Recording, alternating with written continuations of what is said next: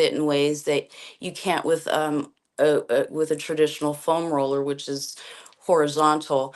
And so the 360 is more like a joint, and there's other ball methods out there, the little yoga balls and the lacrosse balls and these vibrating balls and all sorts of, balls. But I've ran down all these roads of,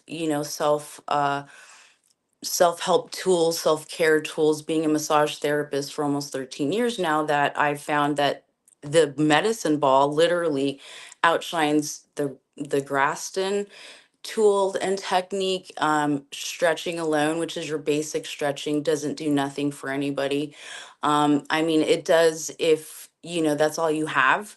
So of course, I'm not going to say don't stretch, but you definitely, it's like having a rubber band, and it being in a knot, and then you guys stretch it, and it's just stretching the knot, so you want to unloosen the knot first and then stretch it, so it has more of a benefit and a lasting effect, so I help teach about understanding your body and, different areas of pain and what levels of pain that you should push through, because it's okay to deal with the pain.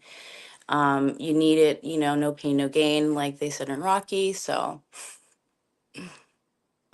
Someone says you're boxing royalty,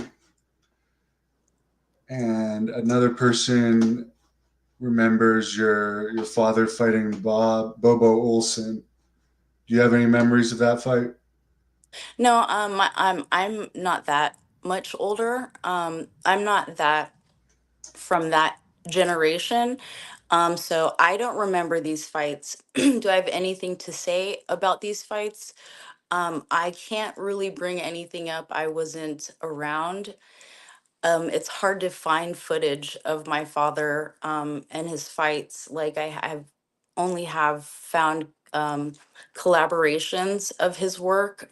So if anybody has anything out there that they could find on my dad, like any like long videos of my father fighting, please send it over to Devin as soon as you can, because I would love to see them myself. So I don't remember anything on Bobo Olson, so I do apologize. But um, it was on August 26, 1955, if that helps anybody.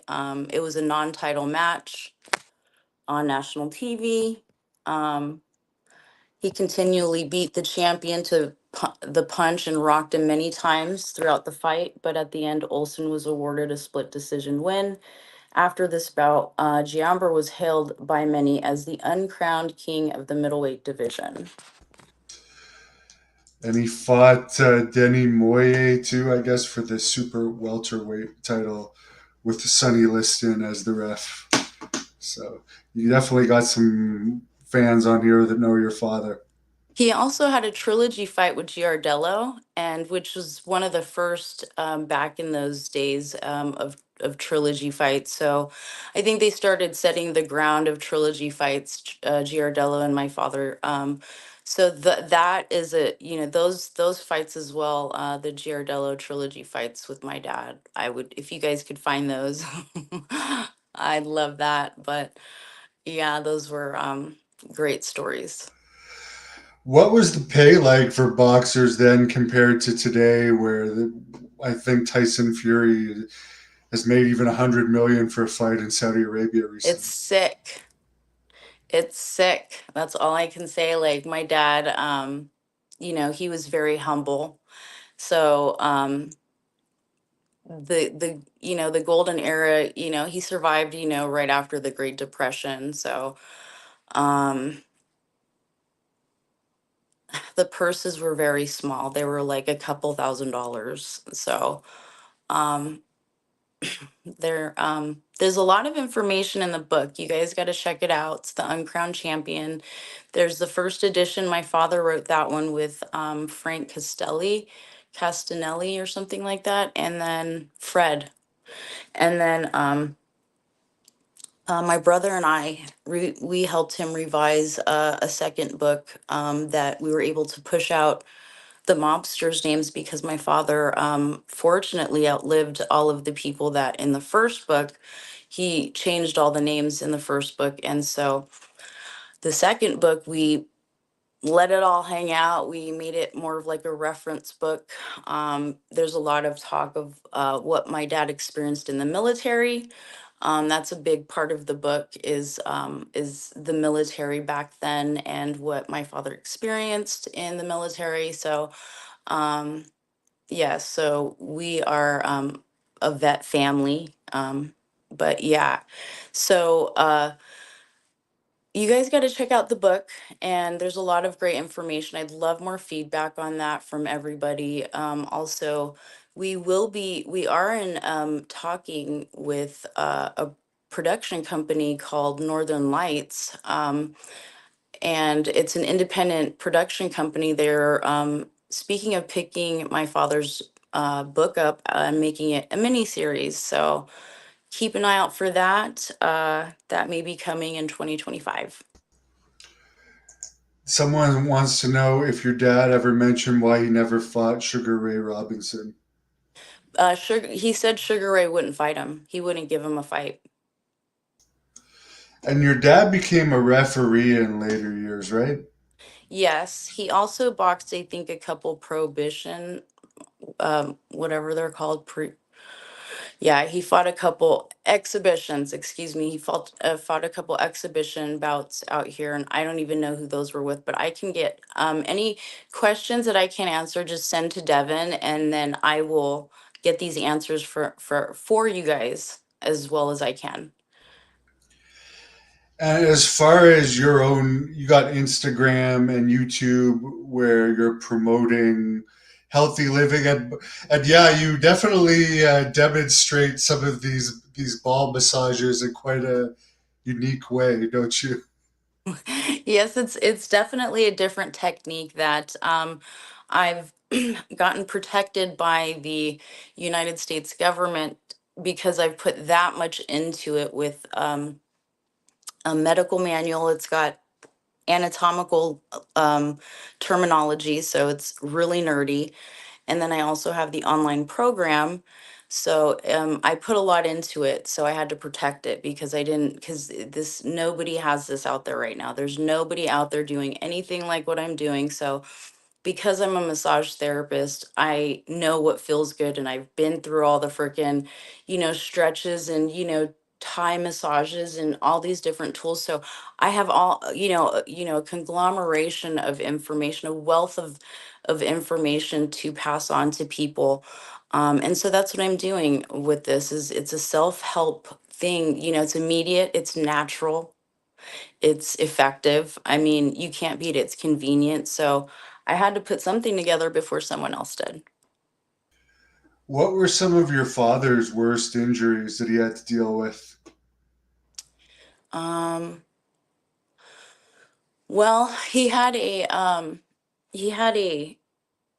knuckle in his hand get pushed back, but he, I think a lot of his injuries that he dealt with happened when he was a kid. It didn't happen in the ring, and if anything happened in the ring, I would say brain damage, CTE.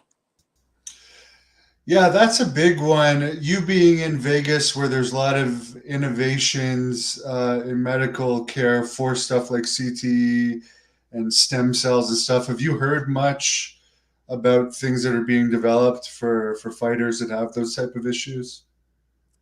Yes, I have heard that there's stuff being developed with the Cleveland Clinic. And that's one of the things that my father, in the last few years that we had with them, they were doing some tests. The Cleveland Clinic was doing some tests. Unfortunately, they couldn't include my father.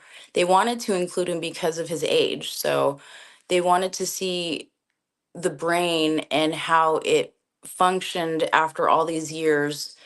Um, and because of a stent that my father had implanted in his body to stop blood clots, which was a faulty product, um, ended up he wasn't able to do this study with the Cleveland Clinic. But the doctor loved my father and wanted to keep him as a patient. So my father kept going to this doctor, who this doctor does not practice anymore.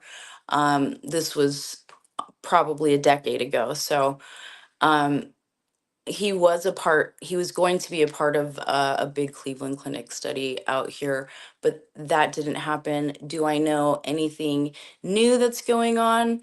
Mm, I wouldn't say I could probably find out. I hate to say I don't know. As a manager in retail, like, we were taught never to say I don't know. So whatever I don't know, I can attempt to find out for you guys. How many kids do you have? I have two boys. I'm a boy maker. So the one is getting into fighting. Is the other one interested at all? He is he's got an arm. He's got a football arm. So the talent runs deep in this family with athleticism. So my little guy's into football. He was into soccer big, but now it's football for the last few years. Have you ever been involved in fighting as far as managing fighters or anything like that?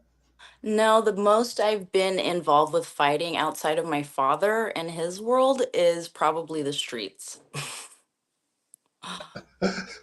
Really? You don't look like the type, but I'm sure you have a wild side to you.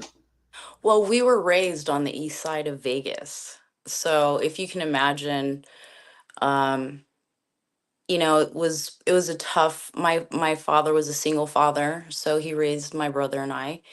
And so I love, meeting great dads that, because I have a connection with people that, are single and, have this type of, struggling life, because it's not easy raising two kids as as a father, and then having a little girl, who, I mean, he's from another decade. When my brother and I were little, he's from the golden era, and we were born in the 70s.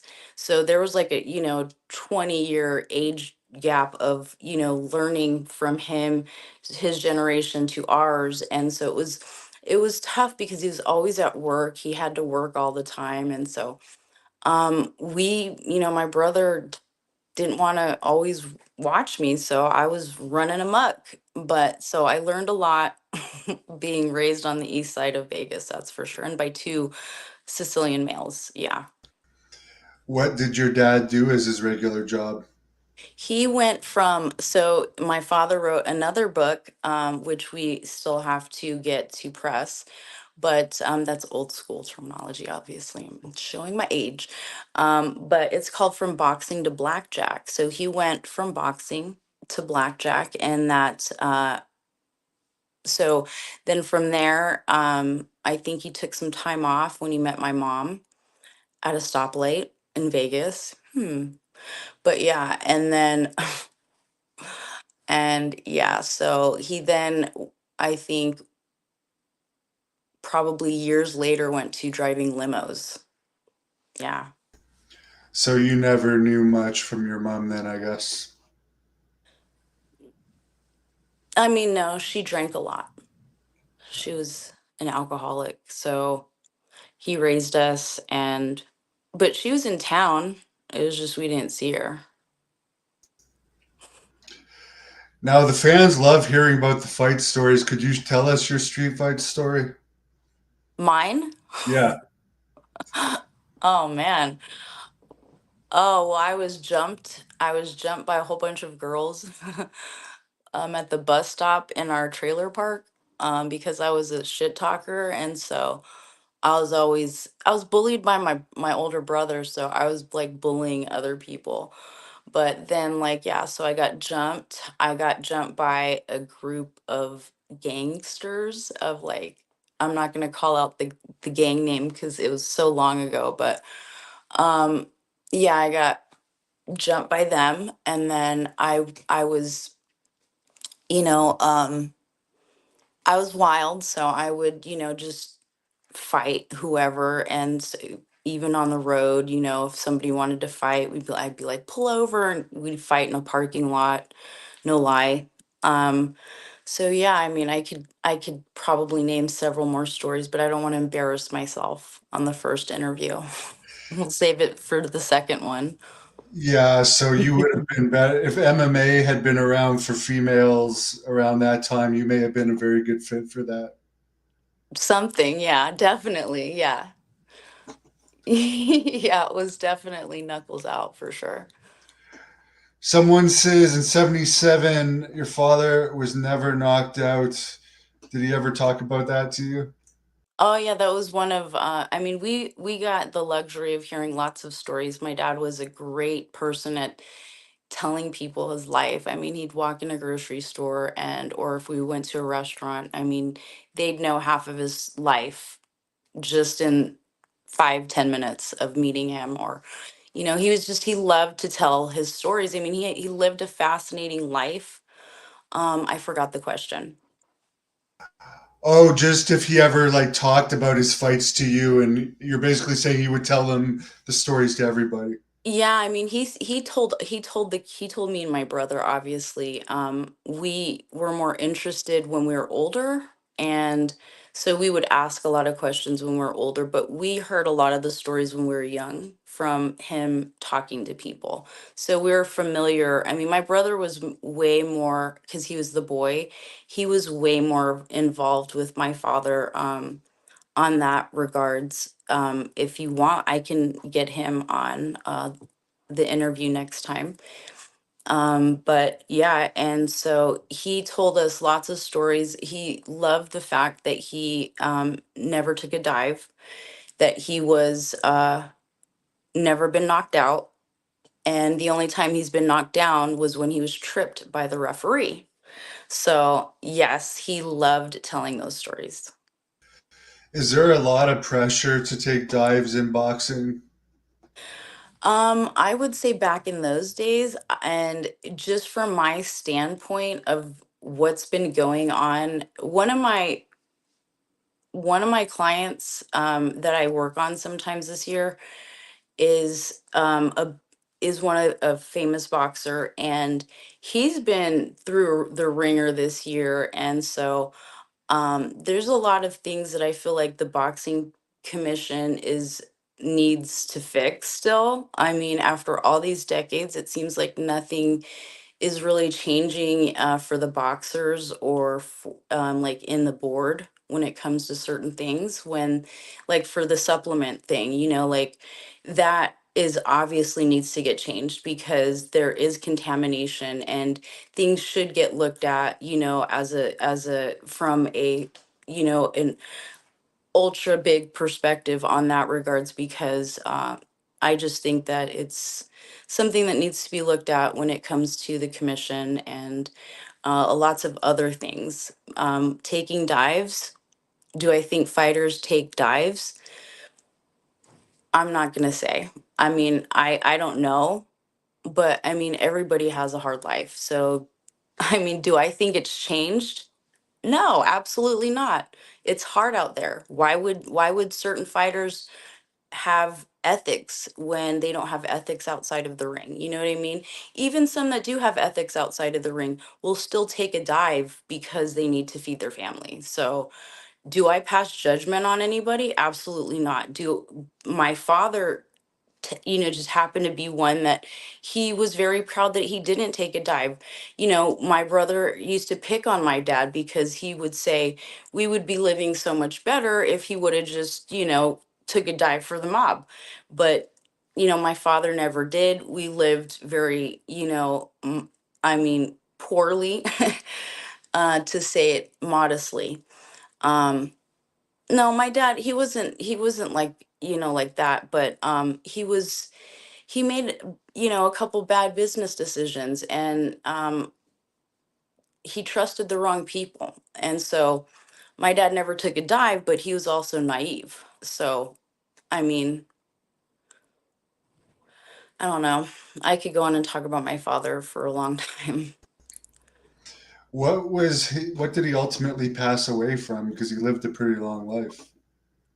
Well, he had I feel like the medical industry is like a medical cartel. I feel like they took my father's life.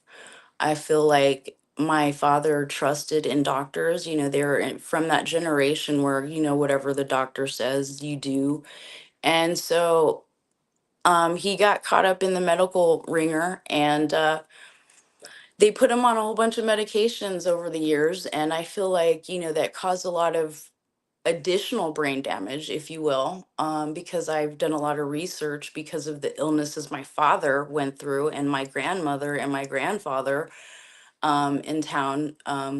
So I was really an advocate for my father, and my brother was as well when it came to his medical situations. So we were a very big part of his life, and you know, making sure everything was done right. But he, you know, he wouldn't listen. My brother wouldn't listen, and so it was one of those things where on his death certificate it says um it says he died of Alzheimer's or dementia or something. So, first of all, I tried to get that nixed because you can't die from dementia. You can't die from Alzheimer's. You die of complications of these diseases. So, I tried to fight the coroner's office in that regards. They said it was too late. There's a whole bunch of problems that we found wrong with the situation regarding my father. That stint that I was telling you about, he had fallen and broken his arm, and he ended up in the ER at one of the hospitals here. And we were very adamant about him not getting that MRI. Remember, I was explaining that the Cleveland Clinic said they could not run these trials because he could not have an MRI. So we were big on telling the doctors anytime he went, do not give him an MRI. So I made sure that day that, you know, I sat there next to the nurse and I said, put this in your notes. Do not give him an MRI. I watched the guy type it in and everything. My brother and I would relay race. Relay with him 12-hour shifts whenever he was in the hospital, even though we both had kids. So we left, both of us left that day. We came back, I came back really early in the morning, and come to find out he was not normal.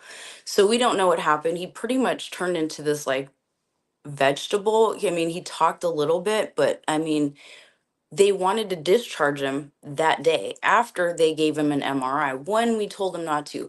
Aside from all the other bull crap with the doctors in the previous years and all these medications that they put him on, and yeah, so I felt like it was it was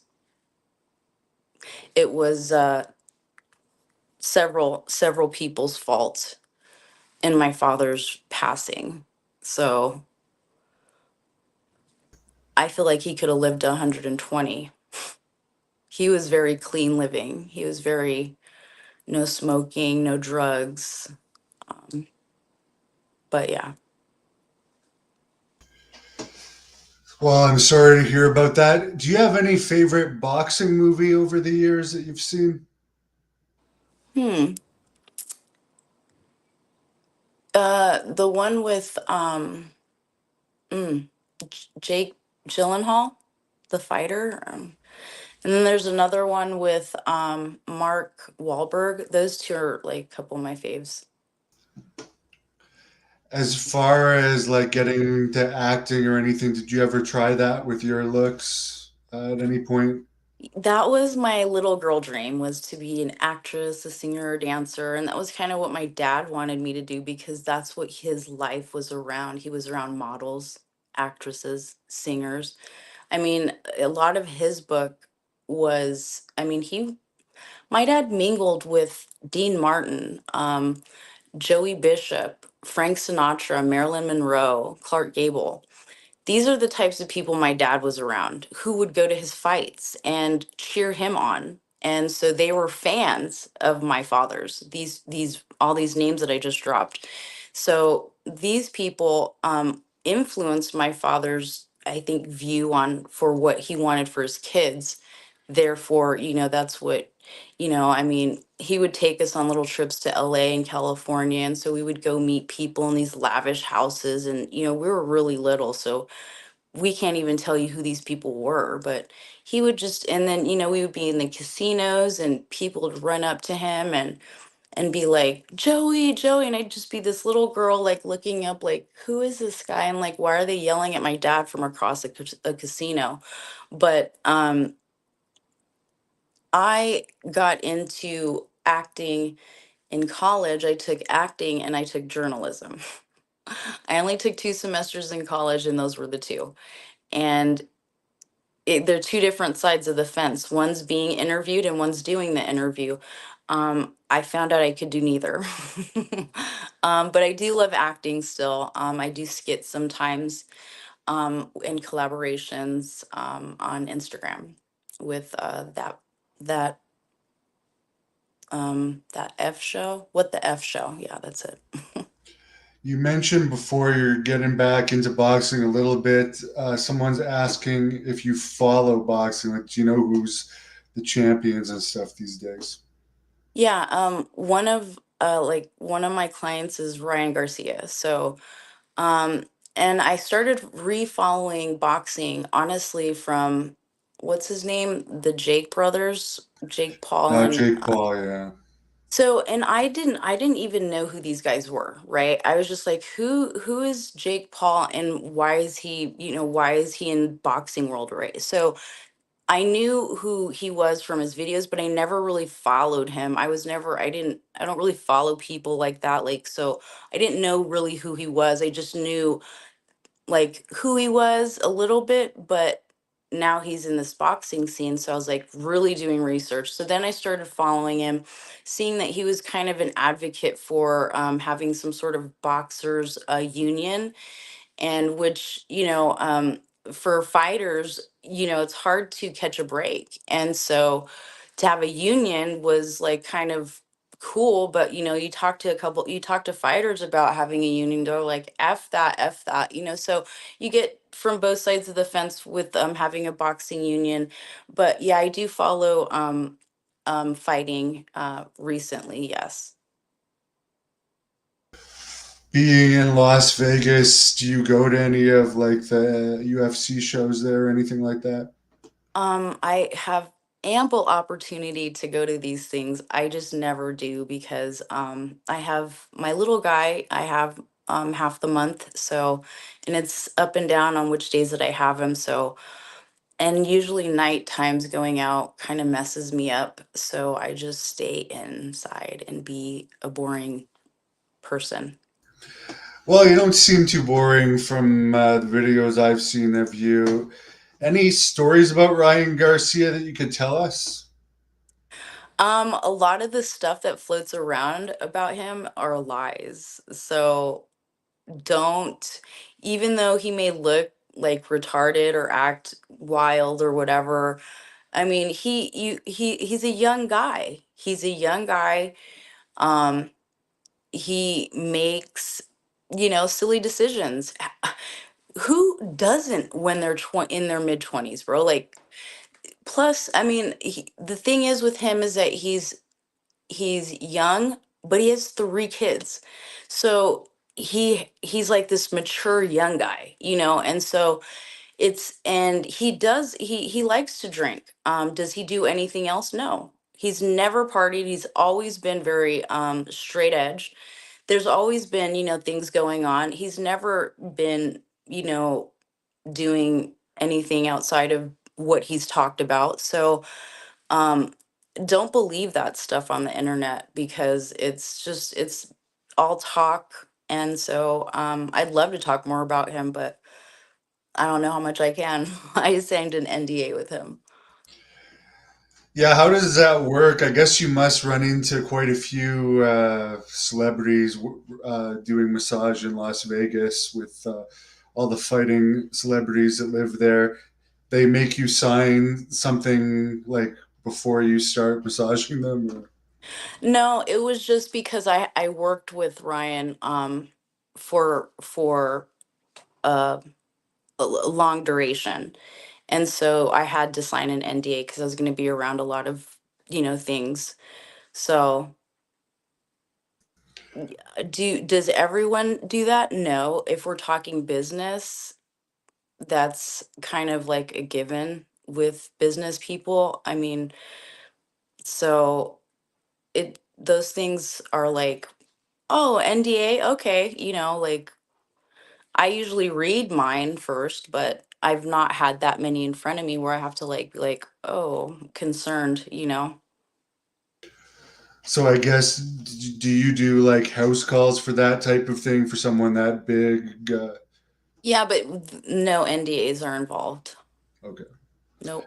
It's very like it's if I go and do a massage, it's a personal massage, and so business isn't really ran like that when it comes to massage. Right. It's just because you were doing so much with him, they may have talked about certain things around you when other people were in the room and stuff. That's right. Yep. Business as usual.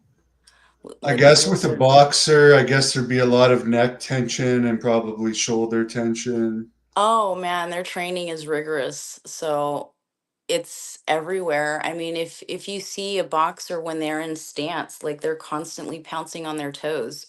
They're constantly pivoting, and so a lot of their center, their hips and their low back, their pelvis region becomes misaligned from soft tissue tension, and there's needs to be a consistent type of work with them to release tissues that are inhibiting and restricting movement. So we want to um, work with those tissues that are so it could be in the rib cage, it could be in the low hips, it could be in the hip flexors, the calves, the toes, the feet. Ryan actually loved getting his feet worked on. So as a matter of fact. Yeah, I could imagine, and especially the road work and stuff that those guys do. Yeah. Oh yeah, and their family and team, I mean, they all take a big hit on anxiety and stress and and so the team needs work as well, and the family members and such. Very interesting. Any other famous people you could tell us about that you may have worked on? I've worked on several people like in the poker industry, so there's a lot of people, athletes, actors, actresses that play poker in their spare time. So I've met and worked on lots of people in the movie industry. Do I want to name drop all of them? No. I was, I mean, why should I name drop all these people's names? Like, it's not going to make me if you guys follow poker at all, you'll know the people that I've worked on that are like high level celebrities. I mean, those are the types of people that I would work on because probably the way I looked, I'm very intense when I work and do massage. So my work was very effective and people remembered it. So I made a name for myself in the poker massage world. Um, so yeah, there's a lot of people that I've worked on from the entertainment industry. Very interesting. As far as where people can follow you if they want to look you up, what are your social media outlets? Well, it's right now it's my first and my last name or Ballflow Body. Do you Yep. have an official website or anything? I do, ballflowbody.com. It's actually under construction right now, so check back if it's not working in the next week. It should be up by next week. Within 2 weeks, it should be back up. So just had to add some more stuff and um, do some admin work on the back office. Lots of work holding a brand. It really is like it's no joke. So I would love to say, "Oh, I have no investors. Oh, yeah, I'm doing it all on my own." No, it's not like that. Like I can't do it on my own. Plus, this is such a huge project. I couldn't even fathom to do this type of stuff on my own. So, but There seems to be a lot of potential there, so I wish you luck with it. I might try some of those movements myself. I'd love to get you on the ball. That would be awesome. Well, I appreciate you coming on and sharing your stories, and I'll let you close this off with whatever you want to tell the fans, and may as well give your book another plug too, or your dad's book. Okay, so I would like to give my big brother Joey a shout out and for being a great son and a good big brother. I'd like to shout out my sons, Vincenzo and Mason. They're great boys. They're going to be great men, and I'm very humbled and grateful for my boys. I'd like to shout out my family out here in Vegas: Chris, Leela, Molly, Jeannie, David, my little niece and nephew, Jackson, Sammy. Sammy, by the way, was named after my dad's brother, Sammy, and that's my brother's daughter. She's the only other daughter or girl besides me, and one other one in the family. So the rest are boys. And my son Vincenzo actually looks like my dad the most out of all of my dad's children and out of all of the grandkids. So in anybody's side. So that's off and weird to me, but yeah, it's really neat. Also, I'd like to give that book name is The Uncrowned Champion. You guys got to check it out and then get back to me and how you guys liked it. The first and the second edition are two different books. Um, and so you'll have two different reads on both of them. And again, that Northern Lights project for my dad's movie will be coming out. And so keep notes on that mini series. And lastly, thank you for you and Trisha for the interview today, and God Almighty.